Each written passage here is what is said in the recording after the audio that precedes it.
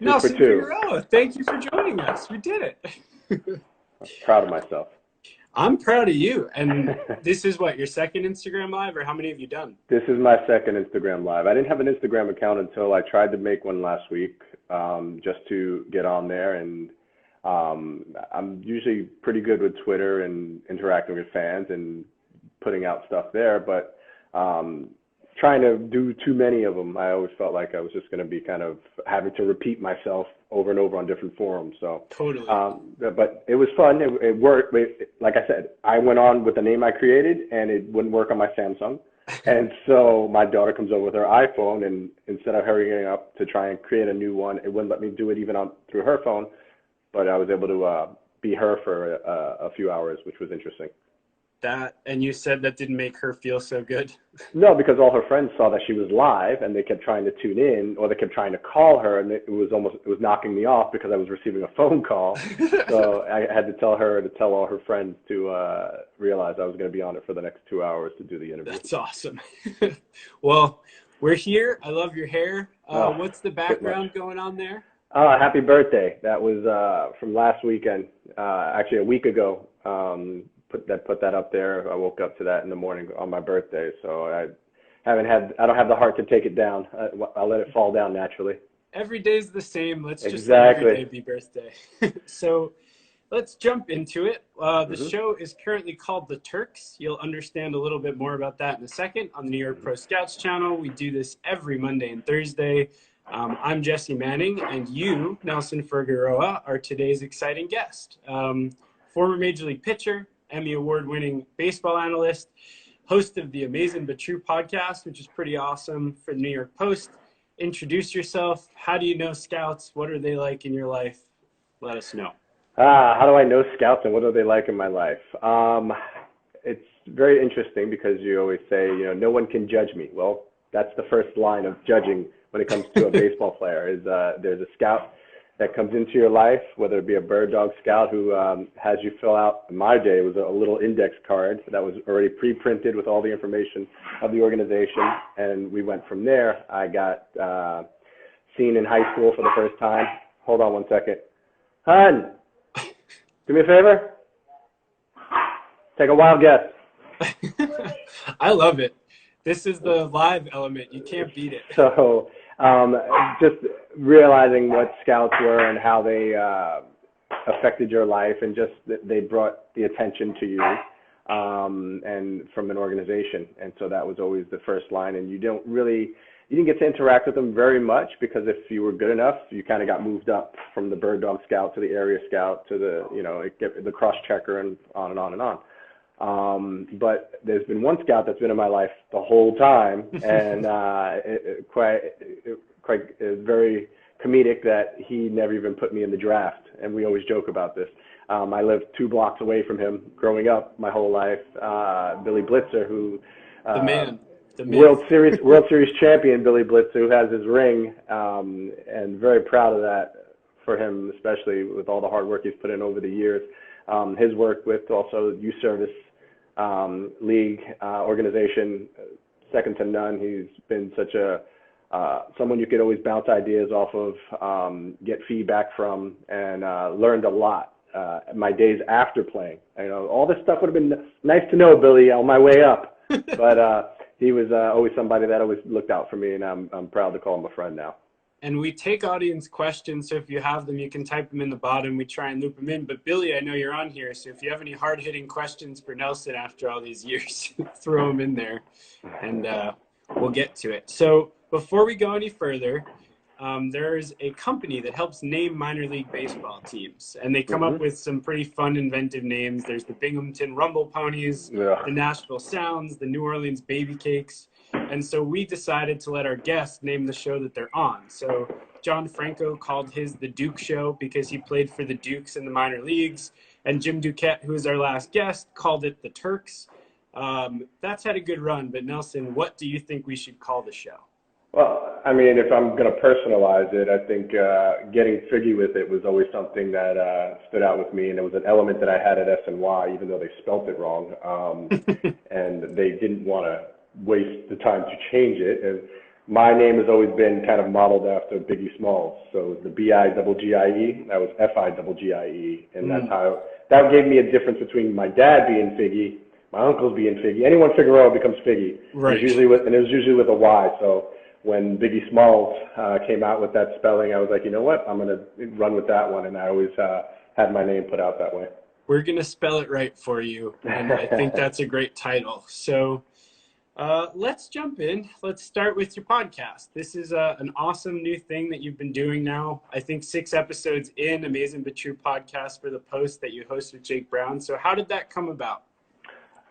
Jake had contacted me, said that they were interested in the Post was going to start doing Mets and the Yankees podcast. They got Jeff Nelson for the Yankees podcast, and they were having auditions for several people about the role of the Mets analyst or insider or expert on the Mets, and it was a natural fit for me. Being my time with SNY came to an end, and I felt like I had a pulse of the team in a different way than anybody that he would have been able to get. And we did a audition. It was like a 10-minute audition, and we spoke about various topics. And about 2 days later, he contacted me and said that I had the job, and I insisted that he played a role as well and became the co-host because he's very knowledgeable. He also has a good feel for how to do the production. He's the executive producer of all the podcasts for the New York Post. Wow. And so I wanted to also give him a voice side of things because in the other podcasts, he's not heard.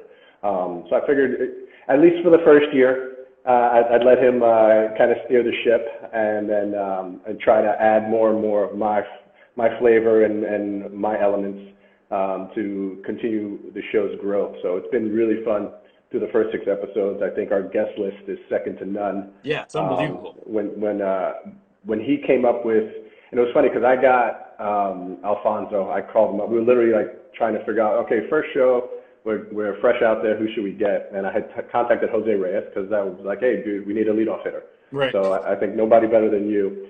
And we had such bad weather going for a little while, and then all of a sudden the Monday that we were supposed to film or record, he's like, if it's nice out tomorrow, I have to record a music video. and I kind of just gave a, oh my God. But he's actually become a recording star. So I understood. I said, I get it because the weather's been so bad. You got to get out there. And it was like out of nowhere. It was 30 degrees and snowing and raining for 2 weeks. And then all of a sudden it's like a 75-degree day, beautiful and sunny. I'm like, we don't have Reyes for tomorrow. He's out. So then I reach out to Edgar Alfonso, and he's like, yeah, I would love to do it. So we had Fonzie on the first show. Second show was John Franco, because that's when the work stoppage came, when COVID just hit. And so we figured a good tie-in to work stoppages was the 9/11, and Franco could speak to that. Then out of nowhere, Jake roped in Mike Piazza, which was going to be our pre-season show before opening day. So he's like, I got Mike Piazza. And he was kind of like trembling, like just heavy hitters rolling him out. So he comes up with Mike Piazza. I'm all excited about it. I said, yeah, definitely. And so Mike comes on, and we had a really good interaction with him, really good segment with him. So I was like, all right, now where do we go from here? I mean, how do we go even bigger?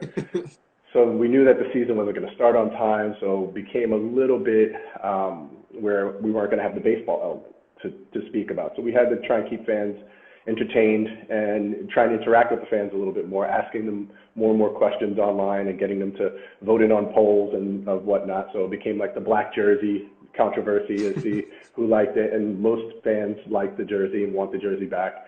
So episode 4 was actually I know you had Doc Gooden, which was huge for you. Crazy about the Doc Gooden, and we'll get to that one in a second, because the Doc Gooden one was, we had so many people on the Doc Gooden show because of so many things that had happened that it was almost like, I don't even want to run the Doc Gooden interview because it was so good, but we let the show just be an hour long. Normally it's like 35, maybe 40 minutes. It was an hour long show because of all the content that was involved. Episode 4 was Jim Brewer, because Jim Brewer. Oh yeah, it was supposed to be Doc Gooden, and something happened. He couldn't make it, so I called in a pinch hitter. Jim Brewer stepped in, and of course, superfan Jim Brewer had great stories, and we talked about fantasy camp. Episode 5 was Steven Matz, and talking about all the stuff he's doing for COVID and the people on the front lines with the first responders. Episode 6 was the one, our last one, which it had so many elements to it, and there was so many emotions involved. We had Anthony Causey, who passed away, Yes. the New York Post's longtime sports photographer. We had several different people, Ken Davidoff. We had Gemini Keys, who's another photographer that worked alongside Anthony. Just, talk about Anthony, talk about, his dedication and his work ethic and how they learned a lot from him. And then, of course, Howie Rose joined Twitter. He joined Twitter. Oh my God. You couldn't have scripted any better, because Jake had told me the story when we first hooked up. He's like, we got to get Howie Rose on. He goes, I got a story about Howie Rose, and I hope he remembers. And we didn't tell Howie about it before we went on the air. So it just happened. Journalism. It just happened, and as we're talking about it, Howie starts remembering the details of it, and then it became a reality. It wasn't just because there's a lot of times like you meet a fan and they're like, hey, remember when I met you in Manhattan? And yeah, I remember. No.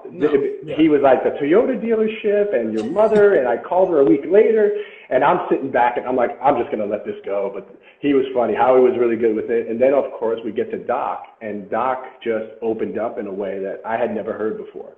It was almost like if it was just me and him talking, and I had to thank him, because superstars don't normally let you in that way. They don't let you into the demons, especially. They'll talk about the good, and everybody loves to talk about the good, but it was, when you talk with Doc Gooden, and there's things that there are regrets, but the way he talked about it, about how it was trying to live up to all the pressure of coming into the league at 19 years old, striking out 300 people, winning a Cy Young. It was, how do you keep doing it? And even when you have a good game, the media's asking you, right, the media's asking you about what was wrong because you only struck out 7 instead of 12.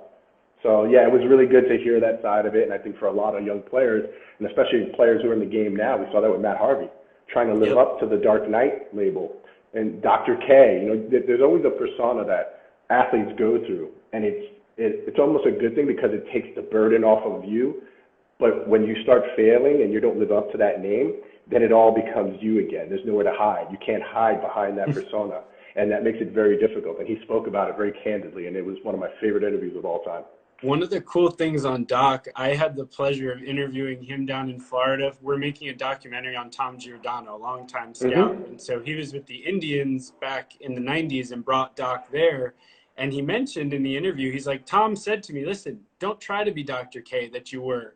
You're not that player anymore. Just be that veteran presence. And Doc said that really put his mind at ease, because his whole career he was trying to live up to that. So that's totally an amazing thing. And it's cool. I know he was like your hero growing up, right?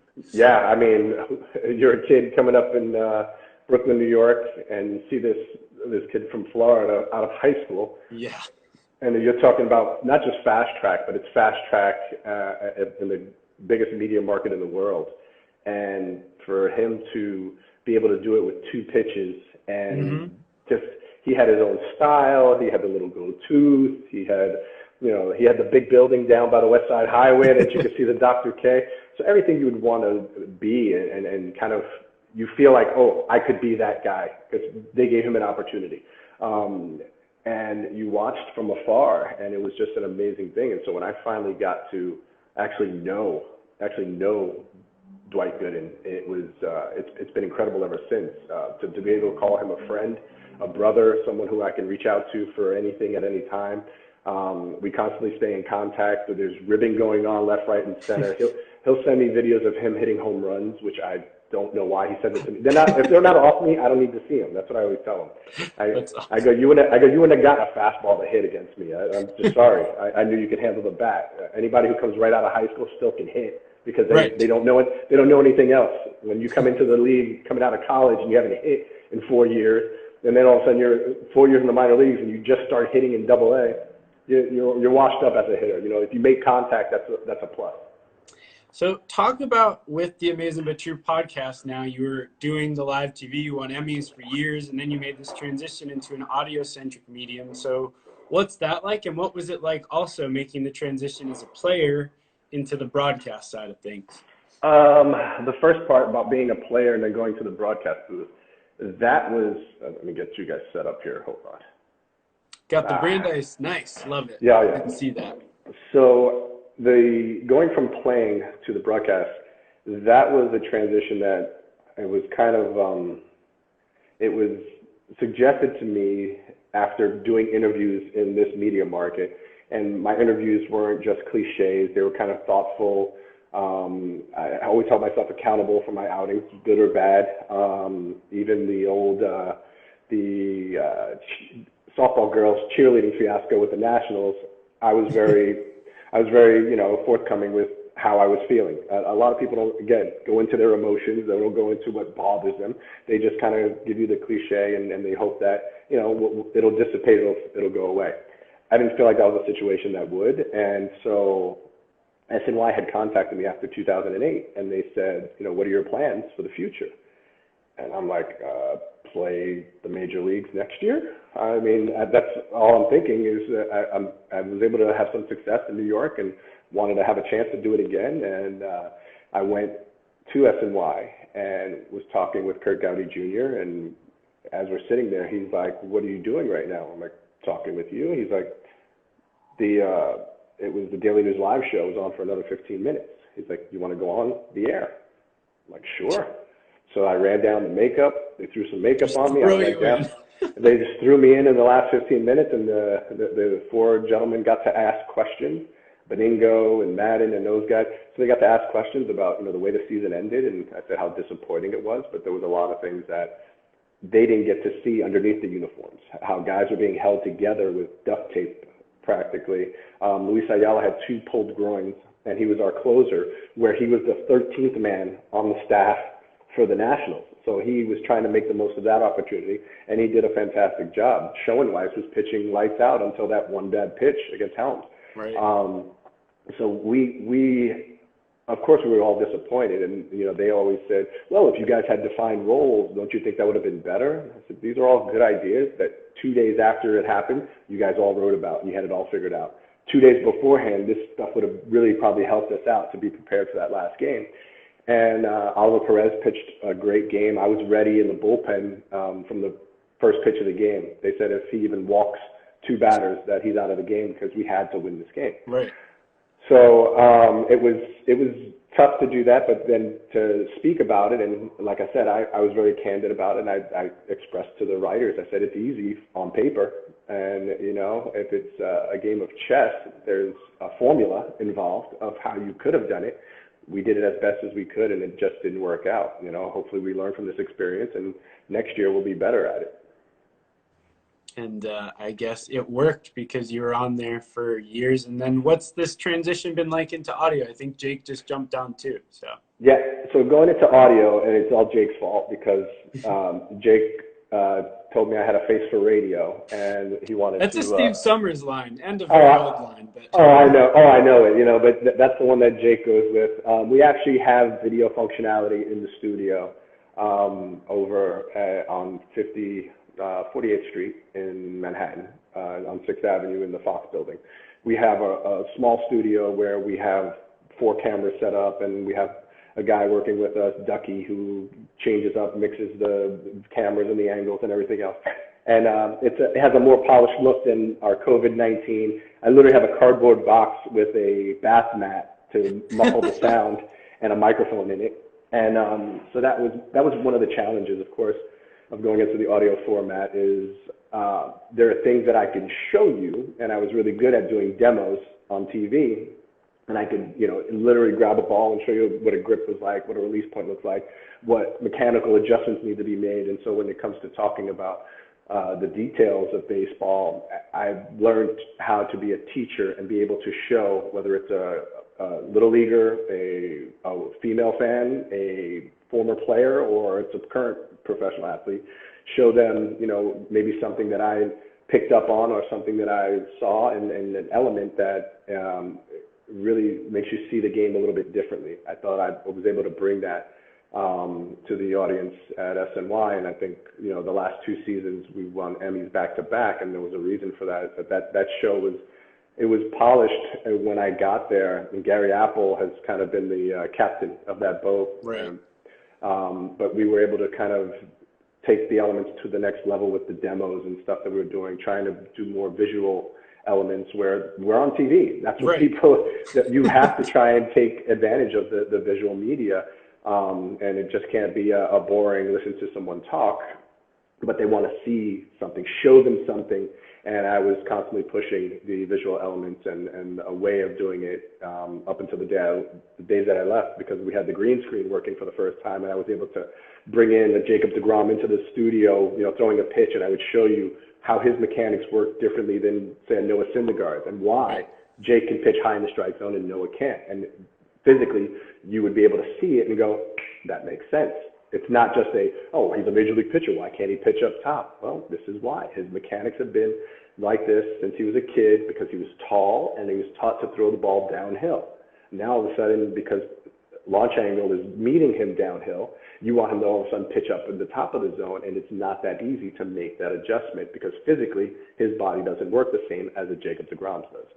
Well, and you keyed in on what the fans want, and they want to understand the behind-the-scenes things that maybe they don't get the opportunity to understand otherwise. And so clearly that worked for you, because you have those Emmys to show. So yeah, no, very, very proud of them. I'm as proud of those as I am of any baseball award I've ever received, because I think that's, of course, once you get done in your element, and baseball was my element for, you know, my whole life, I was like, okay, what do I do now?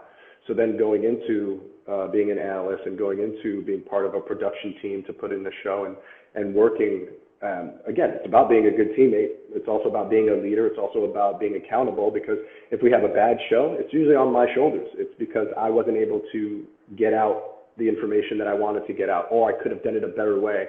And I praise the guys that I worked with for challenging me on a daily basis, for always trying to get me to explain it and then think about, okay, you just explained it and this level of audience member can handle that.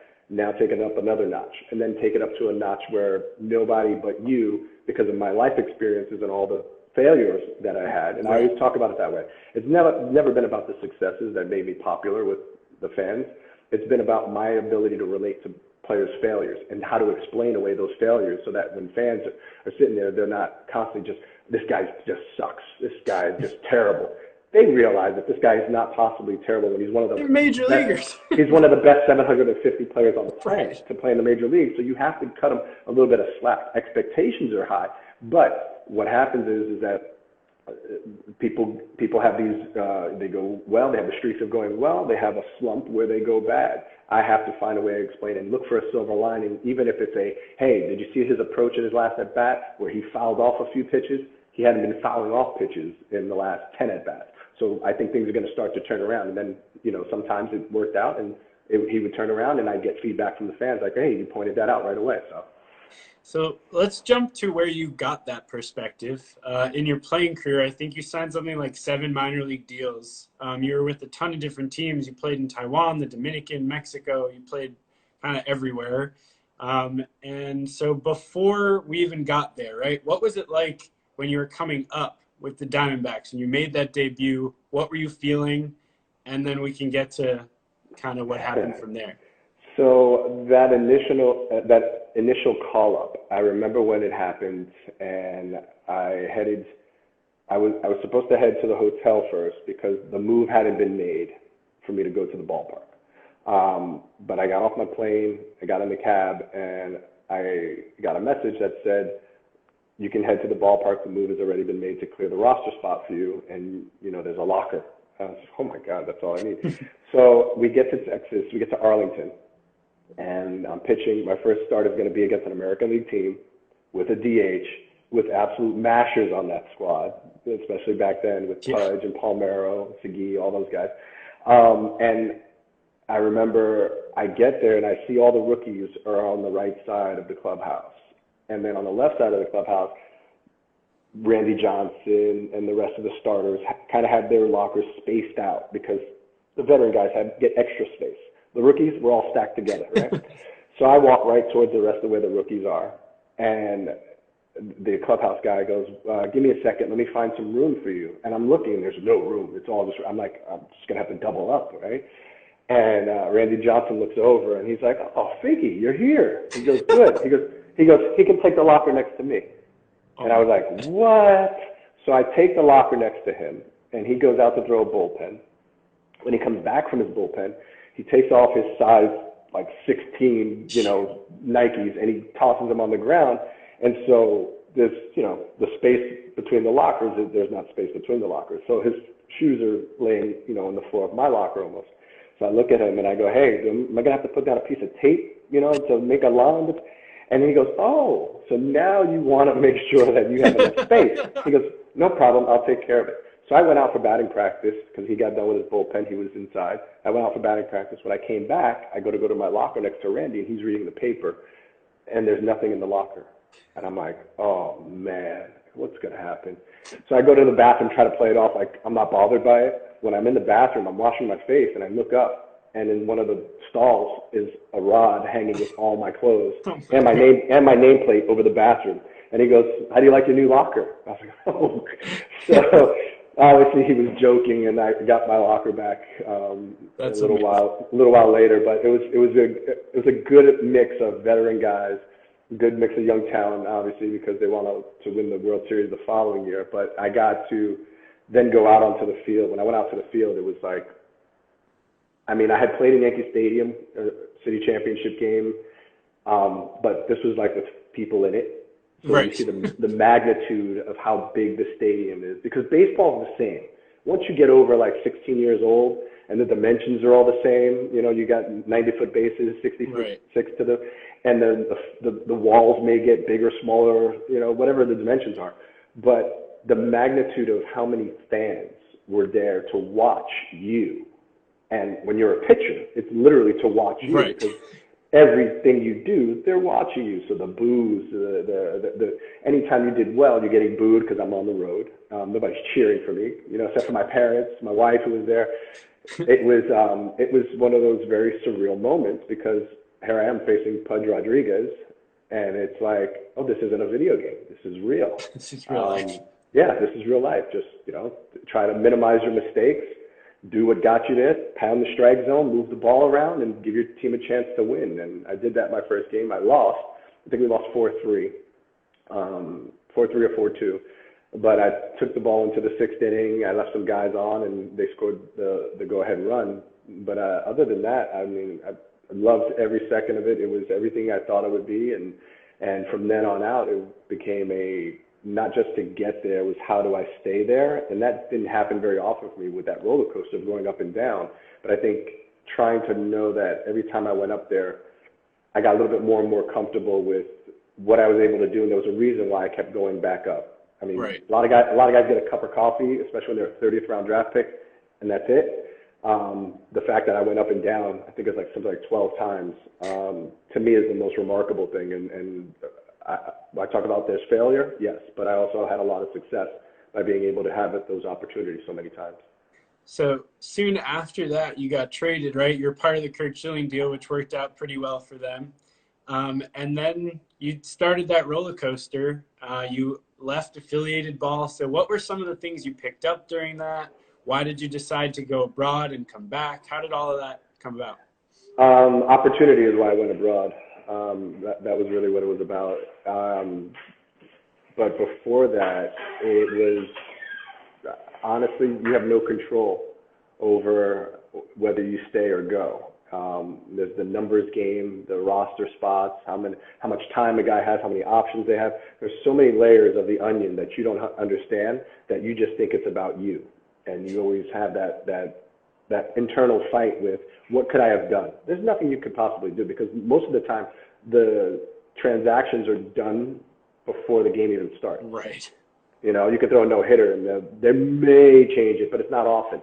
It's usually if he goes out there and he has a good game, there's a guy that has to be here tomorrow because his contract is out and he's going to have to he can leave. I remember every time it was just like you start to look within to see if it's you, and you realize a lot of times it's not you, and there's things that you can't control. So my older self would have loved to tell my younger self that, because my younger self took it to heart, like, what don't I do?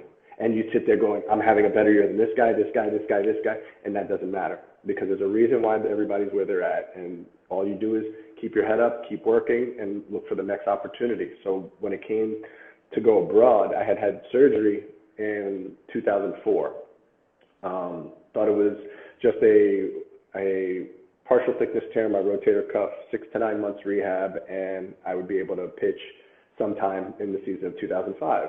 Well, the Pirates released me the day of my surgery, so I had no affiliated team working with me. I was working in Arizona with a sports therapist,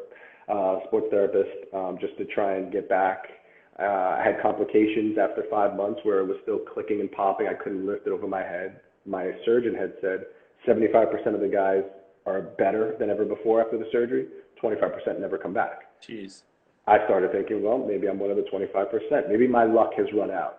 And when I went for another checkup, they said, you want the good news or the bad news? So give me the bad news. It says you have the rotator cuff of a 10-year-old boy. I said, okay. I said, what's the good news? He goes, you have the rotator cuff of a 10-year-old boy. I said, what's that mean? He goes, your rotator cuff is twice as thick as it was when we did the surgery because it healed, but now it's so tight that you have to stretch it out. It's almost like you have to relearn how to throw and how to pitch again, and it's going to take some time. It's going to take more time than we thought, and it did. It took me that year in November of 2005, I went and played in winter ball in Mexico, and I'll never forget it because I go into the game in the 6th inning, there's bases loaded, and Johnny Gomes is up. And I throw him my first pitch fastball, and he swings and misses through it. But it wasn't because it was a fastball, it was because it came in at 81 miles an hour. And he thought it was a changeup. So he shakes it off, he starts messing with his helmet, he gets ready again. And I throw another fastball, and he comes in at 82 miles an hour, and he pops it up in the infield. And so they catch it, we get out of the inning. I see him the next day, and he goes, man, ballsy, bases loaded, back-to-back changeups. And I'm like, yeah, I went with changeups. But my velocity wasn't back yet. I felt almost healthy, but my velocity wasn't there, so I had to keep working. So I left Mexico, went back home, kept working, went around the circuit of trying out for teams in spring training sites, got no bites, came close a few times, then wound up going to Dominican Winter Ball in 2006. I had the opportunity to do that, and 2007 was where everything kind of went on another level, because 2007 I was started out in Mexico, pitched 18 starts, I had 11 complete games, still no phone calls from the States, went over to Taiwan as a backup player, and one of the Americans got hurt. I wound up pitching. I won all my starts. I won 9 starts in a row. In the finals, I pitched game 1, 4, and 7, won all 3 of those, and wound up getting a name for myself of Figueroa, which is my Chinese name. And it changed everything for me because I learned so much about pitching in a way that these guys were tremendous hand-eye coordination, contact hitters, and they could, getting to 2 strikes wasn't a disadvantage for them. I mean, they could still put the ball in play. And I remember I struck out one of my first hitters, and then the next guy came up. I had him 2 strikes, and he shot the ball down the left field line. And then the next time I faced him, I had 2 strikes, and he pulled the ball down the right field line. And I'm like, okay, that's the one guy that I hate, but I learned from that because I'm going to make that guy, because he was a smaller guy, I'm going to make him hit a high fastball in the air because I'm not going to give him something low. He can handle the bat. So learning the nuances of how certain hitters hit helped me, because I was always, in the U.S., even the 8-hole hitter, 7-hole hitter, he was a 4-hole hitter somewhere in the minor leagues. So these guys always had power swings. They weren't a lot of contact except for, at the top of the lineup, the little guys, but there weren't a lot of those. So those are the guys that used to give me a problem because I could change speeds enough to get the swings and misses on the swing and miss guys. But if I let the little guys get on, then that solo home run becomes a 3-run home run, and that's a game changer. So that element was added to my game of perspective of how to control what I could control. Even when I gave up ground balls, you're at the big league level, you're like, all right, every ball's got to be made, and then you realize that, listen, you make a pitch, you execute a pitch, whatever happens, happens. And then you go back and you want to make sure that, well, was it really as outside as I thought it was? Was it on the corner, or was it 6 inches on the plate, and that's why I got hit hard enough? So accountability, doing scouting reports, learning and keeping a journal of the hitters. Again, I'm in Taiwan and I'm trying to learn these hitters. I don't know their names. I wrote down their numbers because I couldn't even write their names. They were in Chinese characters. But I write their numbers down, and I would write down a little something about each one of them. And then I taught that to a lot of the pitchers who were there, because these guys are playing against each other nonstop, you know, for most of their lives. They know everything they're going to do. So coming back from there and getting an opportunity to pitch, it happened after I went to Mexico again. Team didn't make the playoffs. Dominican calls me. I go in with Aguilas to the round robin. First start, I strike out 13 and set a record for strikeouts in a Dominican League playoff game, which, again, I wasn't a strikeout guy, but I had a really good split finger. I was able to, you know, hit corners, and Alberto Castillo was catching me, and we were just in a great groove. Then we win the championship. I get named MVP of the championship series. I won 3 games in those finals as well. And like, about time somebody calls by then.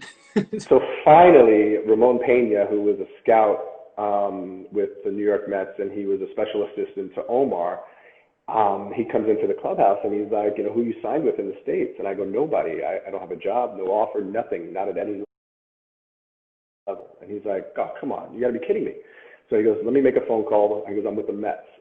And I go, oh, I just talked to the Mets like right before I came here, and I did. I spoke to Rick Waits, who was the pitching coordinator, who was my AA pitching coach, and he's like, listen, the best I can get you right now is a AA invite, so you come to minor league camp, try and make the AA team. And I'm like, man, I don't know if I could do AA again. It's going to be difficult, and especially like the pay, when, you know, the pay was so far down from what I was getting. I was in the major leagues when I got hurt. So I was like, you know what, I'll consider it. Let me see if anything else comes up. And they said there was no opportunities there.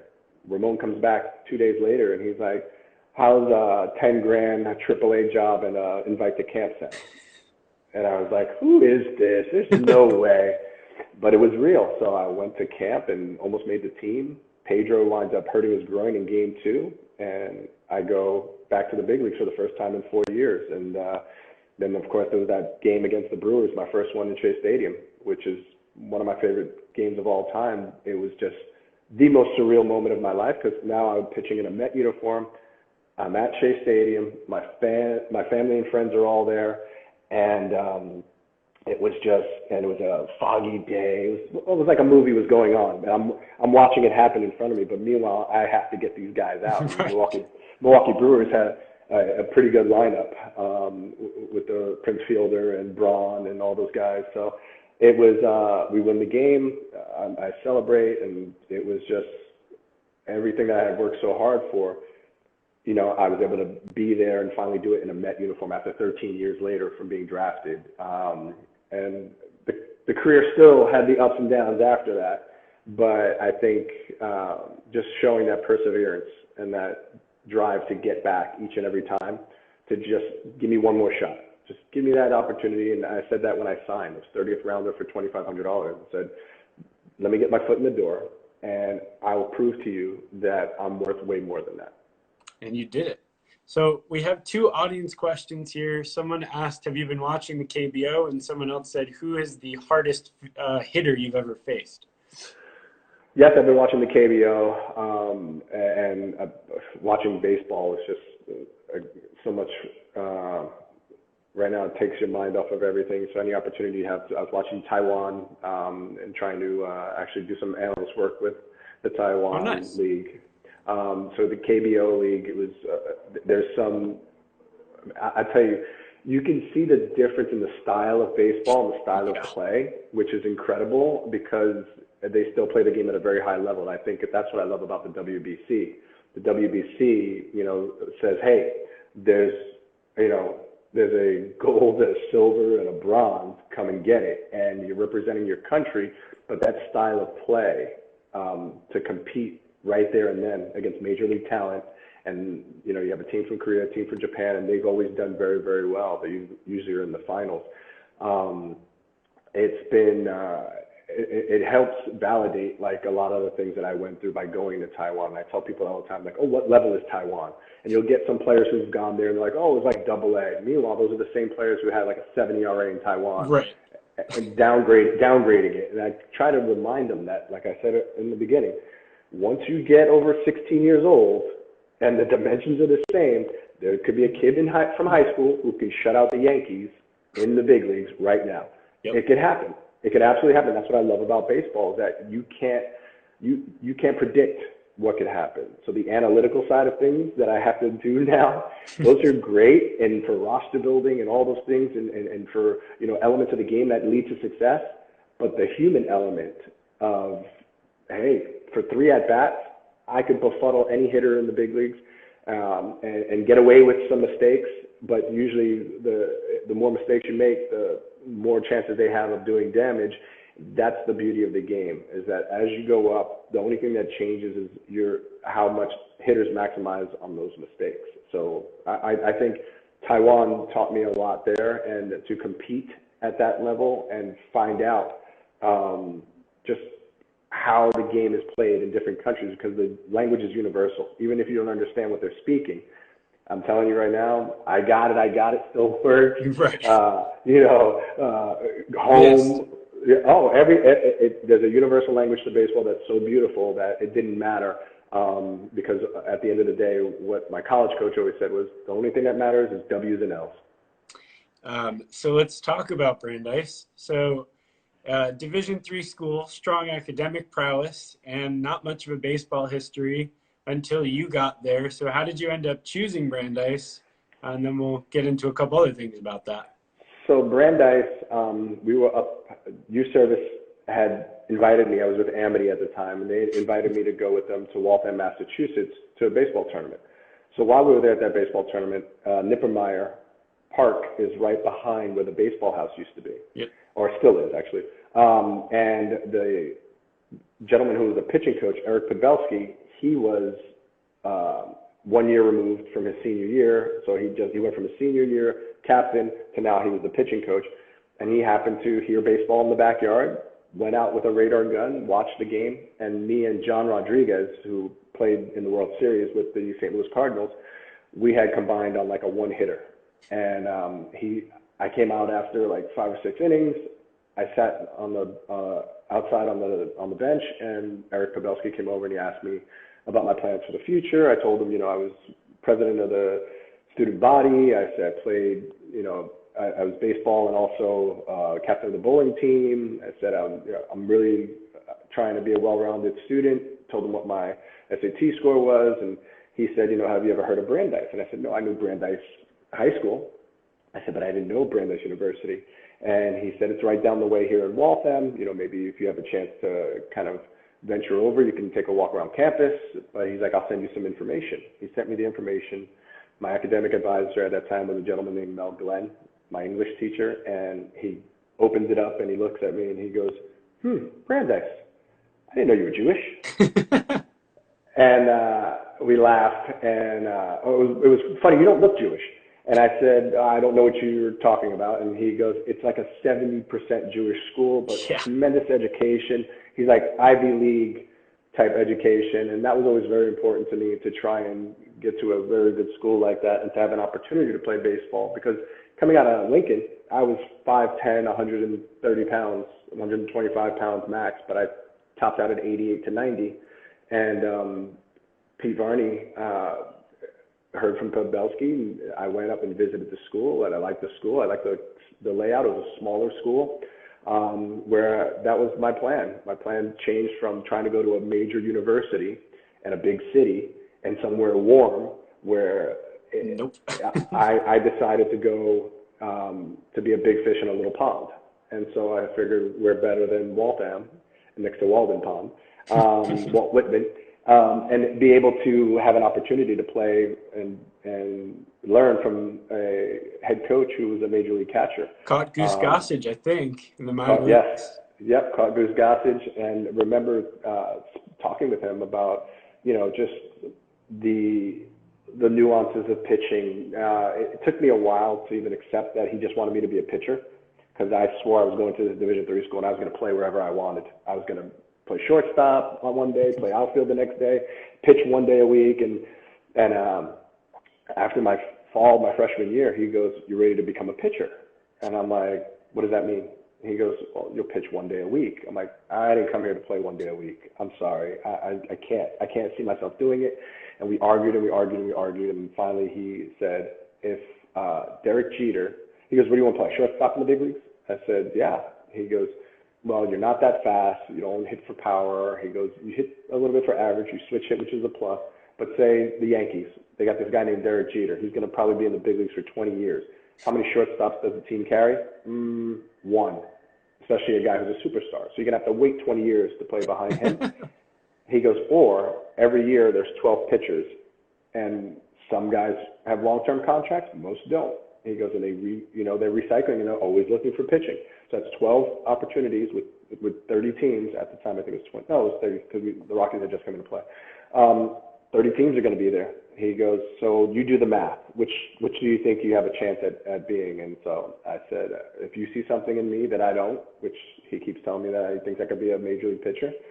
I was able to do it, and then I went to the Cape Cod League because of him, and I got to pitch with the Wareham Gatemen, and that's where I showed that level playing field was still the same. I was playing with Division I kids, and put up great numbers, made the All-Star team. We won the championship, and all the things, like I said, that mattered to me, W's and L's, winning, and at the same time being able to show that I could play with the best competition in the country. Changed everything for me and for the Brandeis program, because it showed that Pete Varney was a force up in the Northeast. The other schools didn't want to play us. BC, BU, they played us in the fall because they didn't want to play us when it counted. So we had a nice run. We had good competitive teams, and Pete Varney was someone I give a majority of the credit for kind of readjusting my focus. So there's a story about Pete Varney. I don't know if this is true, but it was told. I was there. I'm gonna already tell you no, but go ahead. Okay. Well, it's a good story, so we can let the legend live, I guess. But basically, it boils down to there was a freshman catcher who couldn't figure out how to frame. So after a while, Varney, who had the biggest hands you've ever seen on a human, gets in there and just frames it barehanded and goes, "That's how you stick a pitch." I'm abbreviating. Not true. And you were pitching. That's the story. Yeah. So the real version of that, my generation's version of that, is that it was, he would always say, he would warm me up. Like, say the catcher made the last out, he would come out to warm me up. And so it was even special that I had a chance to throw to him, back there as a big league catcher. But he would always say, "I could catch you with a napkin. You don't throw that hard. I could catch you with a napkin." Because he caught Goose Gossage. He's throwing 98-mile-an-hour sinkers, And I never claimed to be the hardest thrower that he has ever caught. I wasn't even the hardest thrower at the time at Brandeis. We had a couple seniors who threw harder. And I wouldn't give him the opportunity. So when he came out to even catch me, I would wait, and I'd act like, I had to fix my uniform or fix the mound. I wouldn't give him the opportunity because I knew that's all he was waiting for. Because even if it was just in warm-up, he was going to try and catch the ball and stick the ball and act like that was it. Hold on 1 second. Yeah, no, for sure. This is funny. Live television. Thank you. Cliffhanger. Hold on.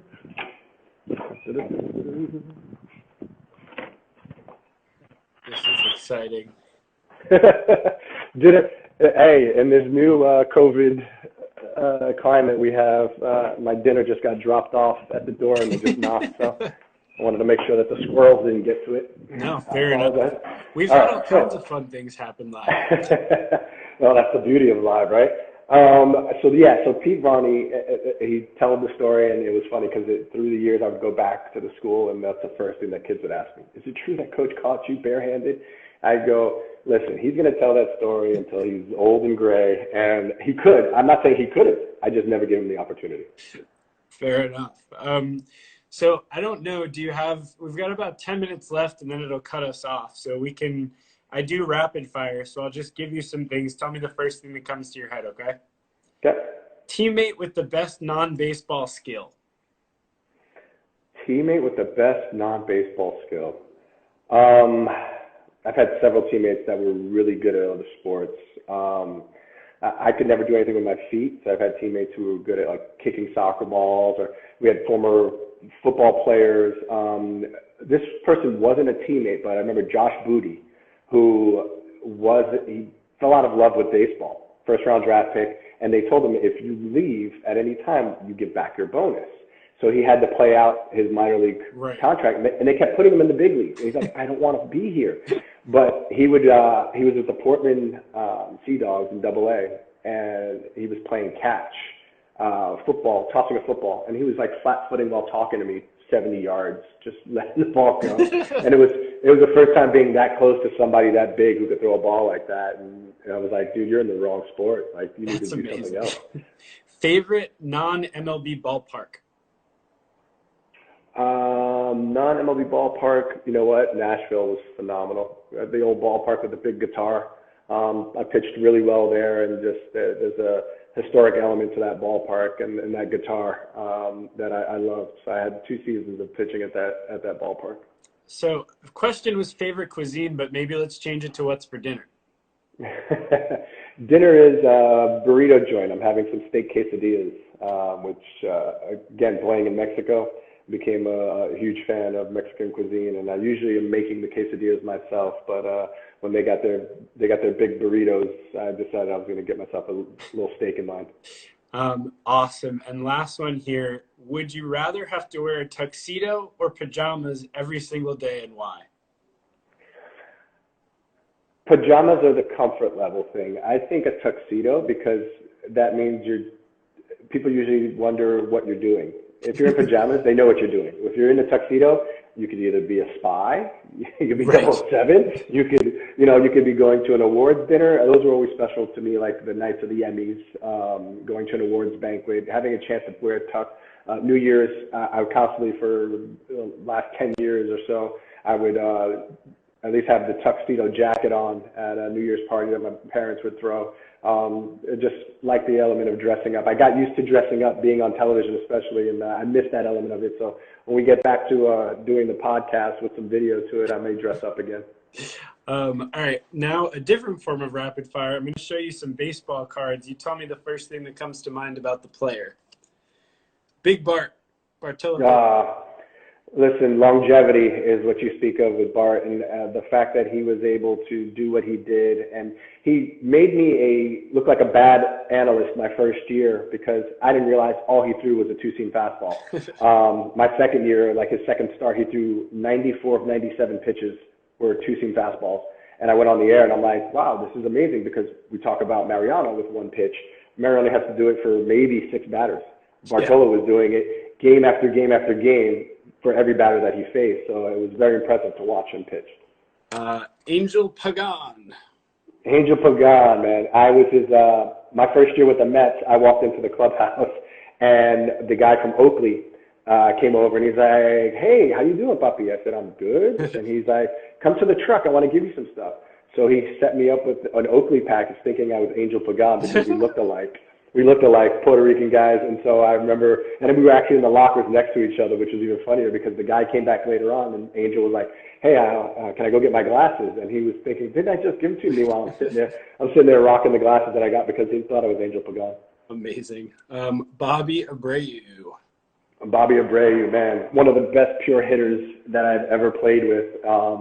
Could hit, fall out of bed at 4 o'clock in the morning and hit you a line drive all over the field. And then he also showed off that power that he had in that home run derby, the historic home run derby, where he just shredded a bat. So he was very one of the best hitters I ever played with. Last one is Cliff Lee. Cliff Lee, you talk about a guy who reinvented himself and shows even younger players that you have the opportunity to go down, or you get sent down, to not hang your head, try and hone your game, try and perfect a pitch, try and work on something that's going to help you advance, rather than sulking or blaming everybody else. He went and found the cutter, and it changed the game for him and made him one of the best pitchers of his time for those 4 or 5 years. That was great. You know all of them, so that was even better. We got let's see, probably about 5 minutes left. So tell us what you've been doing during the quarantine, the pandemic. Were you anywhere? And what is the best thing that's happened since the pandemic started? Well, best thing that happened since the pandemic started is kind of a reset on perspective of what's important in life. Health, first and foremost, family, being able to have, I've talked to my family more, even though I live close to them. I've talked to them more through Zoom calls than I did, when they live just 30 minutes away. So I think that's one of the things that we've learned through the pandemic is to reach out a little bit more, talk a little bit more, and how good that makes, you feel, and just really trying to be positive with people more so than anything. I had 4 family members who tested positive, and they all recovered nicely. So I was very blessed in that element, and just to really, make sure that you tell people how you're feeling. Don't wait until it's too late. That's one of the things with Anthony Causey. Yeah. He passed away, and every team put out this wonderful thing about him, about what a wonderful photographer he was. And I always wonder how many people actually said that. Some took the 2 minutes out of their day to be like, man, you took some unbelievable photos. I'm a huge fan of yours. He busted his butt to give us the world through his eyes, the sports world through his eyes. And there's a lot of back pages that we will always remember. And I'm sure he didn't hear it enough. And it's just a shame that after he passed away, that all these wonderful things came out, and I've changed kind of that whole thing too. Is that, hey, if you're thinking it, if you want to tell somebody, especially if it's something nice, it's a compliment. Do it now. Let them do it now while you can, and they can feel that and bask in that. What I've been doing, I'm really good at Call of Duty now. Madden. I've try to work on stuff with the podcast. I've done a lot of other podcasts as well. So just kind of being available in a lot of ways, because I do think everyone's story is unique. Everyone's story has a way of touching someone or sparking someone, whether it's a career choice or it's because I always talk to kids when I do any kind of clinics or I do any kind of talks. I have the element now of saying you don't have to be the best baseball player to be an analyst, or to work in television, or to work in sports arena. I spoke at a high school right before the pandemic and talked to each and every one of them. I go, most likely, none of you will make it to the pros at any level, but you want to have the experiences and gain such, you're going to gain life lessons through baseball, through teamwork, through how you get over failure. Baseball's a game of failure. Major League All-Stars fail 7.5 times out of 10. Yeah. That's the only sport on the planet that could happen, and you get paid to do it and get paid well. So I often tell them, this is about learning about yourselves. This is going to be the greatest time of your life. You'll look back and you'll talk to your friends and how you did, with those teams, whether it's good, bad, and different. There'll be things that you'll joke about later on, but you want to learn from these life lessons so that when you are at whatever field that you go into, you know what it's like to work with a team. You know what it's like to, deal with failure. And the kids got so much out of that, because even talking to them about being an analyst, right now you can have your own podcast. You can do anything. Yeah. You can do it. You can do anything. That's what I've seen more so than anything in the pandemic. There's been a gajillion. The market has been flooded in a way like never before, because everyone has a story to tell. We've got 59 seconds. We usually say, what does baseball mean to you? But you kind of have already answered that. So what's the 15-second version of how you met your wife? Or I'm sorry, no, how you proposed to your wife. How you proposed. The short version. I invited her down. She was living in Phoenix at the time. I invited her down, telling her it was a kid's birthday party on the team. And she came, and they had her read what Winnie the Pooh would say. I had dressed up in a Pooh costume. She didn't know that. She thought I was getting ready for the game because I was going to pitch. She reads the card, and it says, and Pooh says, "Will you marry me?" And it didn't click for her. And then I took off the head and had the ring, and she yelled at me for taking off the head in front of all the kids and traumatizing them. But then she eventually said yes, and I surprised the heck out of her because I was mic'd up and was on the TV as well. That's amazing. All right, 8 seconds. Getting Figgy with it. Nelson, you're the man. Thank you so much. We had a lot of fun, and we'll see everybody Thursday. Thank you, Jeff.